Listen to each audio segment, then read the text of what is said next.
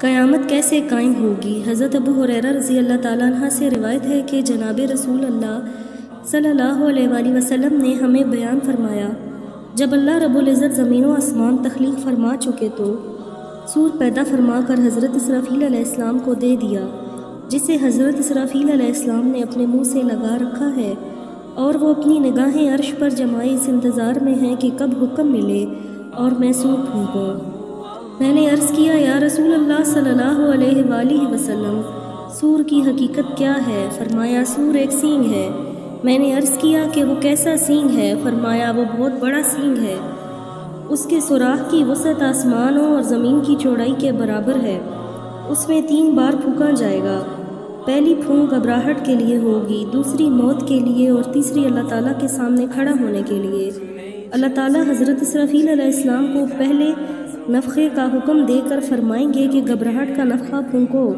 اس نفخے سے سب زمین و آسمان والے گھبرا جائیں گے، سوائے ان کے جنہیں اللہ تعالیٰ محفوظ رکھنا چاہیں گے۔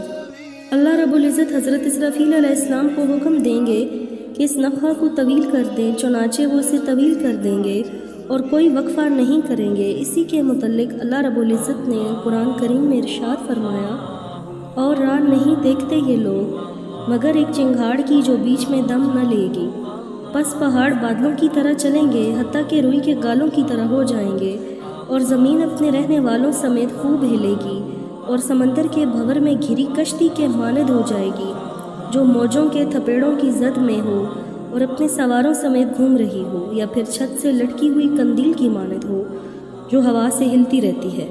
اسی کے متعلق اللہ رب العزت ارشاد فرماتے ہیں، جس دن کانپنے والی اس کے پیچھے آئی دوسری، جب زمین اپنی پشت پر موجود لوگوں سمیت گھومے گی تو دودھ پلانے والی عورتیں اپنے بچوں سے غافل ہو جائیں گی، اور حمل والیوں کے حمل گر جائیں گے، بچے بوڑھے ہو جائیں گے، اور شیاطین گھبراہٹ کے مارے بھاگتے پھریں گے، حتیٰ کہ جب زمین کے کونوں پر پہنچیں گے تو سامنے فرشتے کھڑے ہوں گے جو ان کے چہروں پر ماریں گے، جس کے سبب یہ دوبارہ پیچھے کو بھاگیں گے، اور لوگ بھی ایک دوسرے کو پکارتے ہوئے دوڑیں گے۔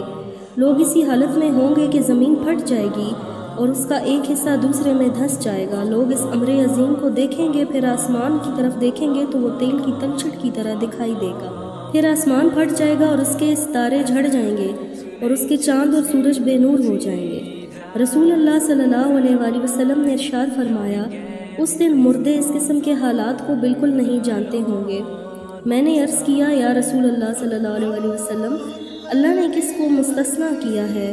آپ صلی اللہ علیہ وآلہ وسلم نے ارشاد فرمایا کہ اس سے مراد شہداء ہیں۔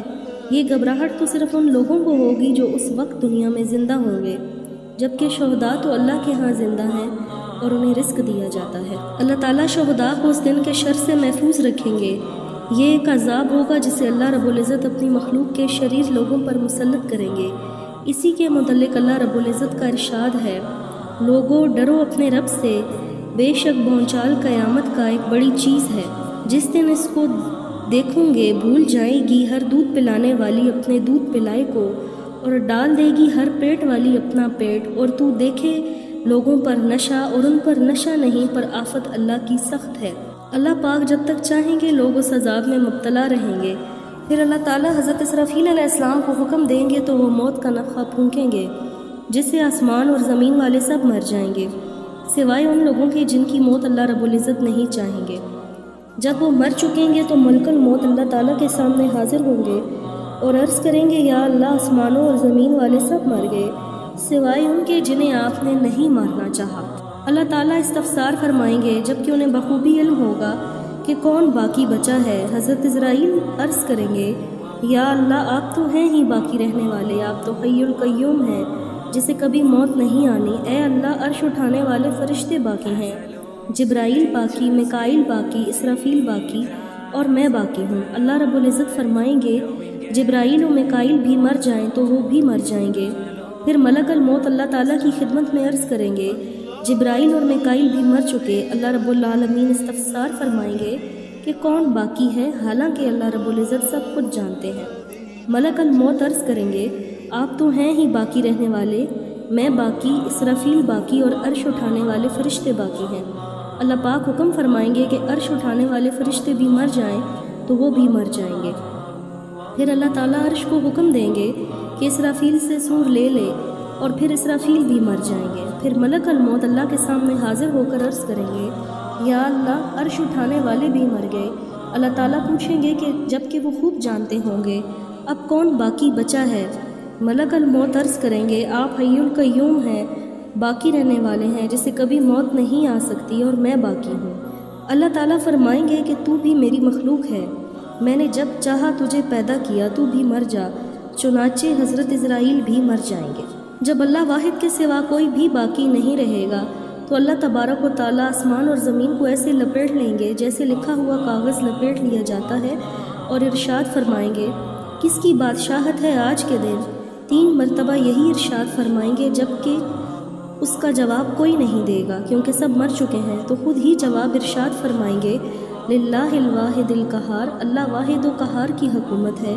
پھر اللہ تعالیٰ مخلوقات کو ایک جھڑکی دیں گے تو یہ سب بدلی ہوئی زمین پر اس طرح منتقل ہو جائیں گے جس طرح پہلی زمین پر تھے۔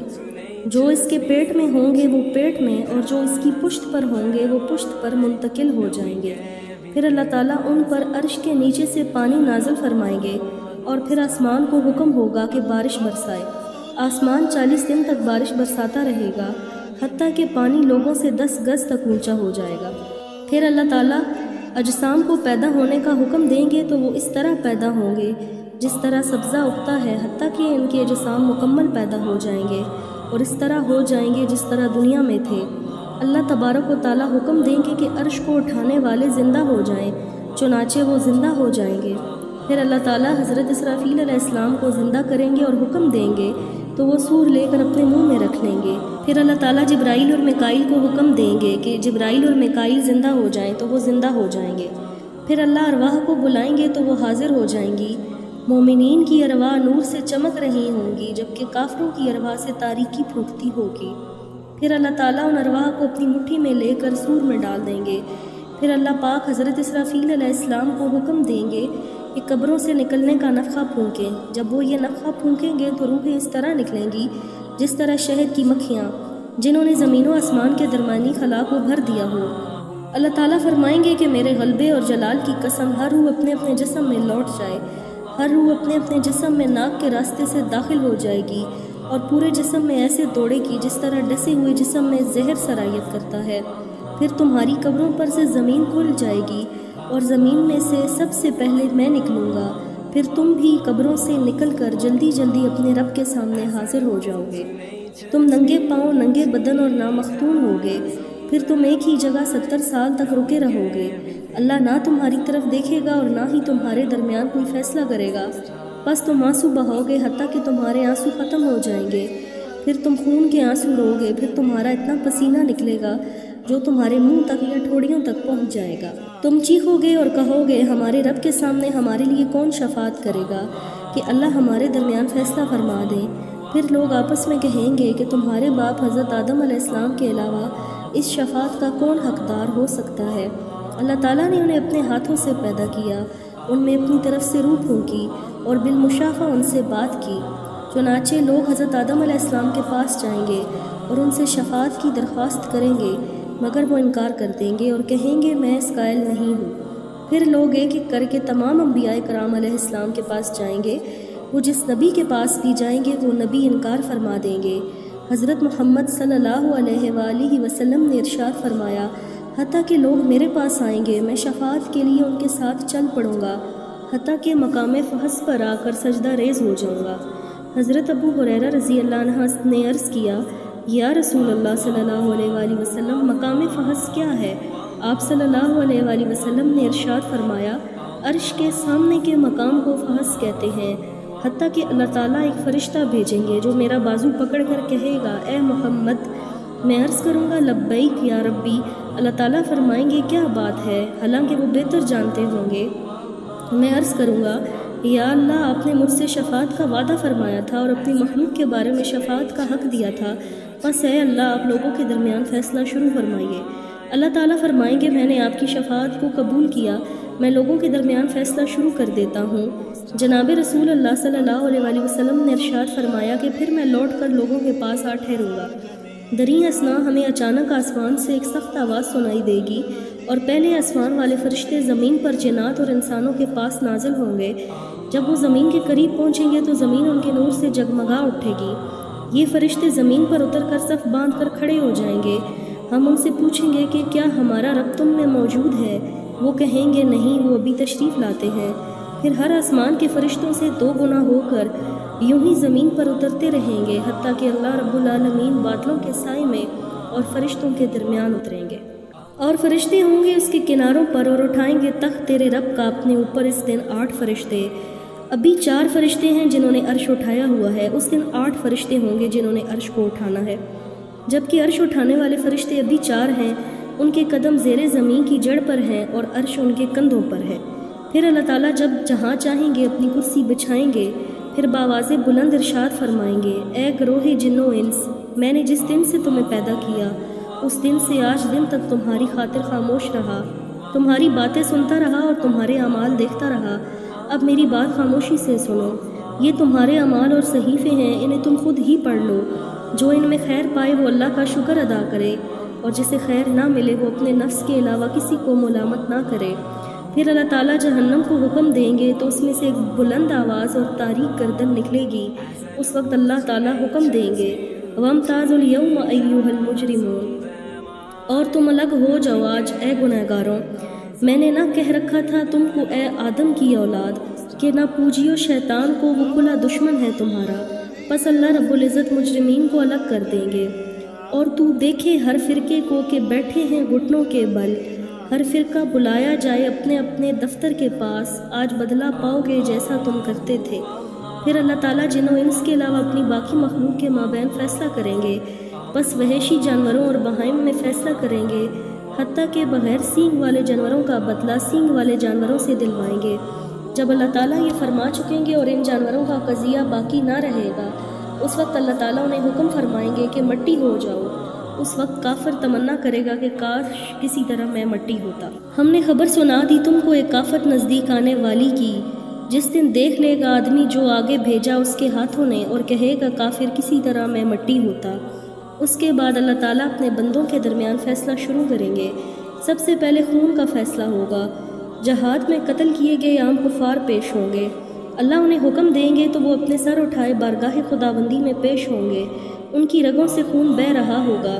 کافر مقتول استغاثہ کرتے ہوئے کہے گا، یا اللہ اس مجاہد نے مجھے کیوں قتل کیا تھا؟ اللہ تعالیٰ مجاہد سے پوچھیں گے جبکہ وہ خوب جانتے ہوں گے، تو نے اسے کیوں قتل کیا تھا؟ وہ عرض کرے گا، یا اللہ میں نے اس لیے اسے قتل کیا تھا تاکہ آپ کے دین کا غلبہ ہو۔ اللہ تعالیٰ فرمائیں گے، تو نے سچ کہا۔ پھر اللہ تعالیٰ اس مجاہد کا چہرہ سورج کی طرح منور کر دیں گے اور فرشتے اسے جنت میں لے جائیں گے۔ پھر اللہ تعالیٰ ان مقتولین کا حکم دیں گے جو ناحق قتل ہوئے، چنانچہ وہ بھی سر اٹھائے ہوئے بارگاہ خداوندی میں اس حال میں پیش ہوں گے کہ ان کی رگوں سے بھی خون بہہ رہا ہوگا۔ پھر ناحق مقتول عرض کرے گا، یا اللہ فلاں شخص نے مجھے کس وجہ سے قتل کیا تھا؟ اللہ تعالیٰ قاتل سے استفسار فرمائے گا، تو نے اسے کیوں قتل کیا تھا؟ وہ کہے گا، میں نے اس لیے اسے قتل کیا تھا تاکہ مجھے عزت و غلبہ حاصل ہو سکے۔ اللہ تعالیٰ فرمائیں گے، تو ہلاک ہو گیا۔ پھر ہر ناحق مقتول کے بدلہ میں اس کا قاتل قتل کیا جائے گا اور ہر ظلم کا بدلہ لیا جائے گا۔ پھر یہ اللہ تعالیٰ کی مشیت پر ہوگا، اگر چاہے تو اسے عذاب میں مبتلا کر دے اور اگر چاہے تو اس پر رحم فرما دے۔ پھر اللہ تعالیٰ اپنی باقی ماندہ مخلوق کے مابین فیصلہ کرے گا، حتیٰ کہ کسی پر کسی کا کوئی ظلم باقی نہ رہے گا۔ ہر ظالم سے مظلوم کا حساب لیا جائے گا، اور دودھ میں پانی ملانے والے کو حکم دیا جائے گا کہ دودھ کو پانی سے الگ کرو۔ پھر جب اللہ تعالیٰ یہ فرما چکیں گے تو ایک منادی ندا کرے گا جو سب مخلوقات سنیں گی۔ وہ کہے گا، ہر قوم خدا کو چھوڑ کر جن معبودوں کی عبادت کرتی تھی ان کے ساتھ ہو جائے۔ چنانچہ ہر شخص کے سامنے اس کے معبود کی صورت بنا دی جائے گی جس کی وہ عبادت کیا کرتا تھا، ایک فرشتہ کی شکل حضرت عزیر جیسی اور ایک فرشتہ کی شکل حضرت عیسیٰ بن مریم جیسی بنا دی جائے گی۔ چنانچہ یہودی اور عیسائی ان دونوں کے پیچھے چل پڑیں گے، پھر یہ معبود انہیں جہنم کی طرف لے جائیں گے۔ پھر جب کوئی نہیں بچے گا، صرف مومنین رہ جائیں گے، البتہ مومنین میں کچھ منافق بھی ہوں گے۔ اللہ تعالیٰ ان کے سامنے جس حالت میں چاہیں گے ظہور کریں گے اور فرمائیں گے، اے لوگوں، سب لوگ چلے گئے، تم بھی اپنے خدا کے ساتھ جس کی تم عبادت کرتے تھے ہو جاؤ۔ وہ عرض کریں گے، خدا کی قسم، اللہ کے سوا ہمارا کوئی معبود نہیں، ہم غیر اللہ کی عبادت نہیں کرتے تھے۔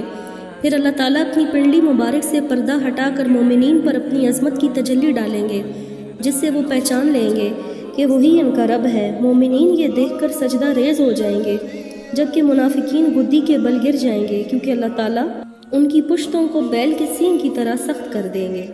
اللہ تعالیٰ مومنین کو حکم دیں گے تو وہ اپنا سر اٹھائیں گے، پھر اللہ تعالیٰ جہنم کی پشت پر پرسہرات بچھائیں گے، جو بال کی طرح باریک اور تلوار کی دھار کی طرح تیز ہوگی۔ اس پر لوہے کے نوکیلے اور سر موڑے ہوئے کنڈے اور سادان کے کانٹوں کی طرح کانٹے ہوں گے۔ اس کے علاوہ ایک پھسلنے والا پل ہوگا، جس پر سے بعض مومن پلک جھپکنے کی، بعض بجلی چمکنے کی، بعض ہوا گزرنے کی، بعض عمدہ گھوڑے کی اور بعض عمدہ سوار کی سرحد سے گزر جائیں گے۔ کوئی سلامتی سے نجات پائے گا، کوئی زخمی ہو کر نجات پائے گا، اور کوئی زخمی ہو کر منہ کے بل جہنم میں جا گرے گا۔ جب جنتی جنت تک پہنچ جائیں گے تو کہیں گے ہمارے رب کے سامنے ہمارے لیے کون شفاعت کرے گا تاکہ ہم جنت میں داخل ہو جائیں؟ پھر کہیں گے اس بات کا حقدار تمہارے باپ حضرت آدم علیہ السلام سے زیادہ کون ہو سکتا ہے، جسے اللہ نے اپنے ہاتھ سے پیدا کیا، اس میں اپنی طرف سے روح پھونکی، اس سے براہ راست گفتگو کی اور اپنے فرشتوں سے انہیں سجدہ کرایا۔ چنانچہ لوگ حضرت آدم علیہ السلام کے پاس آئیں گے اور شفاعت کی درخواست کریں گے۔ حضرت آدم علیہ السلام کو اپنی لغزش یاد آئے گی، چنانچہ وہ کہیں گے میں اس قائل نہیں ہوں، تم شفاعت کے لیے حضرت نوح علیہ السلام کے پاس جاؤ، وہ اللہ کے سب سے پہلے رسول ہیں۔ چنانچہ وہ لوگ حضرت نوح علیہ السلام کے پاس آئیں گے اور شفاعت کی درخواست کریں گے، انہیں بھی اپنی لغزش یاد آئے گی، چنانچہ وہ بھی کہیں گے میں اہل نہیں ہوں اس کا، تم شفاعت کے لیے حضرت ابراہیم علیہ السلام کے پاس جاؤ، اللہ نے انہیں اپنا دوست بنایا ہے۔ چنانچہ وہ لوگ حضرت ابراہیم علیہ السلام کے پاس آئیں گے اور شفاعت کی درخواست کریں گے، انہیں بھی اپنی لغزش یاد آئے گی، چنانچہ وہ بھی کہیں گے میں اس قائل نہیں ہوں، تم حضرت موسیٰ علیہ السلام کے پاس جاؤ، اللہ تعالیٰ نے انہیں اپنا قرب عطا کیا، ان سے کلام فرمایا، ان پر تورات نازل فرمائی۔ چنانچہ وہ لوگ حضرت موسیٰ علیہ السلام کے پاس آئیں گے اور شفاعت کی درخواست کریں گے تو وہ فرمائیں گے کہ میں اہل نہیں ہوں، تم لوگ روح اللہ اور کلمت اللہ حضرت عیسیٰ بن مریم کے پاس جاؤ، تو وہ لوگ حضرت عیسیٰ علیہ السلام کے پاس جائیں گے اور ان سے درخواست کریں گے تو وہ فرمائیں گے میں اس قائل نہیں ہوں، تم حضرت محمد صلی اللہ علیہ وآلہ وسلم کے پاس جاؤ۔ رسول اللہ صلی اللہ علیہ وآلہ وسلم نے ارشاد فرمایا کہ پھر لوگ میرے پاس آئیں گے، میں اللہ تعالیٰ کے دربار میں 3 شفاعتیں کروں گا جن کی قبولیت کا اللہ تعالیٰ نے مجھ سے وعدہ فرمایا۔ میں جنت کے پاس آؤں گا اور اس کے حلقہ در کو پکڑوں گا، پھر اسے کھلواؤں گا، چنانچہ میرے لیے جنت کا دروازہ کھول دیا جائے گا اور مجھے خوش آمدید مرحبا کہا جائے گا۔ جب میں جنت میں داخل ہوں گا اور اپنے رب عز و جل شانہ کو دیکھوں گا تو اس کے سامنے سجدہ ریز ہو جاؤں گا۔ اللہ تعالیٰ مجھے اپنی تعریف اور بزرگی بیان کرنے کی ایسی اجازت دیں گے جو اپنی مخلوق میں سے کسی کو نہیں دی ہوگی۔ پھر اللہ تعالیٰ فرمائیں گے یا محمد اپنا سر اٹھائیں، شفاعت کریں، آپ کی شفاعت قبول کی جائے گی، آپ صلی اللہ علیہ وآلہ وسلم سوال کریں، آپ کو عطا کیا جائے گا۔ جب میں سر اٹھاؤں گا تو اللہ تعالیٰ استفسار فرمائیں گے آپ کو کیا چاہیے، حالانکہ اللہ تعالیٰ خوب جانتے ہوں گے۔ میں عرض کروں گا یا اللہ آپ نے مجھ سے شفاعت کا وعدہ فرمایا تھا، بس آپ جنتیوں کے حق میں میری شفاعت قبول فرمائیے تاکہ وہ جنت میں داخل ہو سکیں۔ اللہ تعالیٰ فرمائیں گے میں نے ان کے حق میں آپ کی شفاعت قبول کی اور ان کو جنت میں داخل ہونے کی اجازت دی۔ اس ذات کی قسم جس نے مجھے حق کے ساتھ بھیجا ہے، تم دنیا میں اپنی بیویوں اور گھروں کو اس سے زیادہ نہیں پہچانتے جس طرح جنت والے اپنی بیویوں اور گھروں کو پہچانتے ہیں۔ بس ہر آدمی 72,000 حوروں سے ہم بستری کرے گا جنہیں اللہ تعالیٰ نے اس جنتی کے لیے پیدا کیا ہے، اور اولاد آدم میں سے 2 عورتوں سے بھی ہم بستری کرے گا جنہیں عبادات خداوندی کی وجہ سے جنت کی حوروں پر فضیلت حاصل ہوگی۔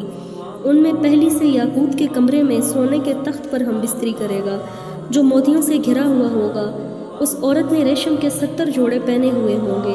اگر جنتی اپنا ہاتھ اس کے دونوں کندھوں کے درمیان رکھ کر اپنے ہاتھ کی طرف دیکھے گا تو اسے اپنا ہاتھ اس کے سینے میں سے اس کے کپڑے اور جلد اور اس کے گوشت کے پیچھے سے بھی دکھائی دے گا۔ نیز جنتی اس کی پنڈلی کے گودے کو بھی دیکھ سکے گا، جس طرح تم میں سے کوئی سرخ یاقوت کی نلکی میں دھاگے کو دیکھ سکتا ہے۔ اس جنتی عورت کا جگر اس کے لیے آئینہ ہوگا اور اس جنتی کا جگر بیوی کے لیے آئینہ ہوگا۔ جب وہ اپنی بیوی کے پاس ہوگا تو نہ وہ اس سے اکتائے گا اور نہ اس کی بیوی اس سے اکتائے گی۔ جنتی مرد سے کہا جائے گا تیرے لیے اور بھی بہت سی بیویاں ہیں، وہ ایک ایک کر کے سب کے پاس جائے گا، جس بیوی کے پاس بھی جائے گا وہ کہے گی واللہ میں نے جنت میں تجھ سا کوئی حسین نہ دیکھا اور نہ کسی کو تجھ سے زیادہ محبوب پایا۔ اور جہنم کے مستحق جہنم میں جائیں گے اللہ تعالیٰ کی بہت سی مخلوق اپنے اعمال کی وجہ سے جہنم میں جائے گی۔ ان میں سے بعض کو جہنم کی آگ قدموں تک جلائے گی، بعض کو آدھی پنڈلیوں تک، بعض کو گھٹنوں تک، بعض کو کوکھ تک، اور بعض لوگوں کے چہرے کے سوا تمام جسم کو جلائے گی، کیونکہ اللہ تعالیٰ نے چہرے پر آگ کو حرام کر دیا۔ آپ صلی اللہ علیہ وآلہ وسلم نے فرمایا، پھر میں اپنی امت کے ان لوگوں کے بارے میں شفاعت کروں گا جو جہنم میں چلے جائیں گے۔ اللہ تعالیٰ فرمائیں گے کہ جنہیں آپ جانتے ہیں انہیں جہنم سے نکال لیں، تو انہیں نکال لیا جائے گا، حتیٰ کہ ان میں سے کوئی بھی جہنم میں باقی نہ رہے گا۔ پھر اللہ تعالیٰ شفاعت کی اجازت دیں گے تو ہر نبی اور ہر شہید شفاعت کرے گا۔ اللہ تعالیٰ فرمائیں گے، ان لوگوں کو جہنم سے نکال لو جن کے دل میں 1 دینار کے برابر بھی ایمان ہے، لہٰذا انہیں جہنم سے نکال دیا جائے گا، حتیٰ کہ ان میں سے کوئی بھی جہنم میں باقی نہ رہے گا۔ پھر شفاعت کی جائے گی، اللہ تعالیٰ فرمائیں گے، جن کے دل میں 2/3 دینار کے برابر ایمان ہے، 1/3 دینار کے برابر اور 1/4 دینار کے برابر بھی ایمان ہے، انہیں بھی جہنم سے نکال لو۔ پھر اللہ تبارک و تعالیٰ فرمائیں گے، جن کے دل میں 1 قیراط کے برابر بھی ایمان ہے، انہیں بھی جہنم سے نکال لو۔ پھر اللہ تعالیٰ فرمائیں گے، جن کے دل میں 1 رائی کے دانے کے برابر بھی ایمان ہے، انہیں بھی جہنم سے نکال لو۔ پس وہ سب جہنم سے نکال لیے جائیں گے، حتیٰ کہ ان میں سے کوئی ایک بھی جہنم میں نہیں رہے گا، اور یہاں تک کہ ہر شخص کو جہنم سے نکال لیا جائے گا جس نے اللہ کے لیے کبھی نیکی کی ہوگی۔ اور جو بھی شفاعت کا حقدار ہوگا وہ ضرور شفاعت کرے گا، یہاں تک کہ ابلیس ملعون بھی اللہ کی رحمت سے اپنی شفاعت کی امید باندھنے لگے گا۔ پھر اللہ تعالیٰ فرمائیں گے، میں باقی رہ گیا ہوں اور میں ارحم الراحمین ہوں، تو اللہ تعالیٰ اپنا ہاتھ جہنم میں ڈالیں گے اور انگنت لوگوں کو اس سے نکالیں گے جو کوئلے کی مثل ہوں گے، پھر ان کو ایک نہر میں ڈالیں گے جسے نہر حیوان کہتے ہیں، پھر وہ اس دانے کی طرح اگیں گے جو سیلاب کے کوڑا کرکٹ میں اگتا ہے، جس جانب سورج کی دھوپ پڑتی ہے وہاں سے سبز، اور جہاں سورج کی دھوپ نہیں پڑتی اس جانب سے زرد ہوتا ہے۔ پھر وہ گھنگرو دار پودوں کی طرح اگیں گے، یہاں تک کہ وہ چیونٹیوں کی طرح بکثرت ہوں گے، اور ان کی گردنوں پر اللہ کے آزاد کردہ جہنمی لکھا ہوگا۔ جنت والے ان کو اس لکھے ہوئے سے پہچانیں گے کہ انہوں نے کبھی نیک عمل نہیں کیا، جب تک اللہ تعالیٰ چاہیں گے وہ اسی طرح جنت میں رہیں گے، اور یہ مکتوب ان کی گردنوں میں لٹکا ہوا ہوگا۔ پھر وہ کہیں گے، اے ہمارے رب، ہم سے یہ مکتوب مٹا دے، تو یہ مکتوب ان سے مٹا دیا جائے گا۔